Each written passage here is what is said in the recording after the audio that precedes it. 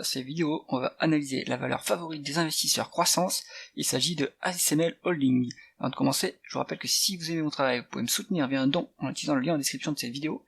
Pensez à vous abonner à la chaîne pour ne pas rater les prochaines analyses.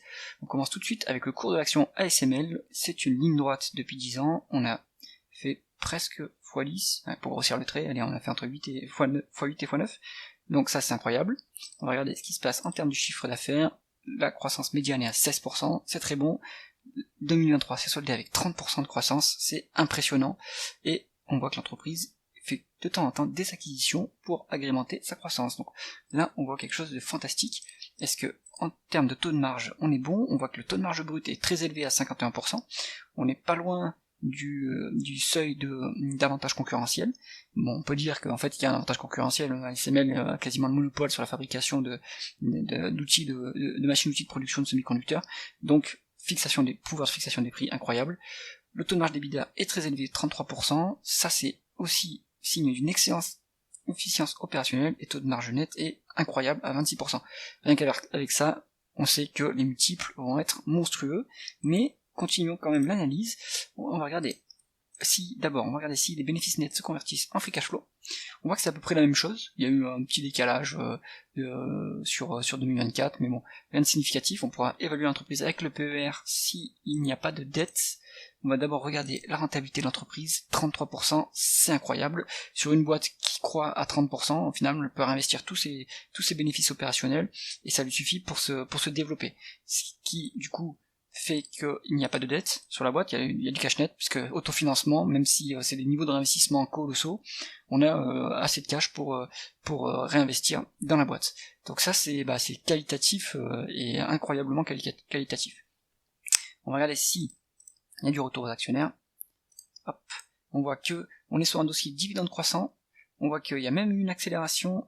Il y a peut-être eu un dividende spécial ici. Donc si on nommait les dividendes spéciaux ici, si ce sont des dividendes spéciaux, on voit qu'on est sur une croissance du dividende régulière, avec un niveau actuellement autour des 1%, c'est normal. On continue à investir massivement des free cash flow dans l'appareil productif, mais voilà, ça c'est un dossier qui intéressera un investisseur dividende croissant.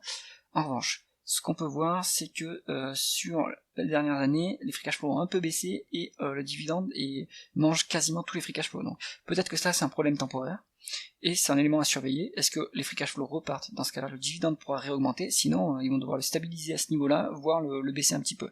Donc ça c'est un point de détail à surveiller pour un investisseur dans les dividendes. Les actions, le nombre d'actions en circulation est en diminution.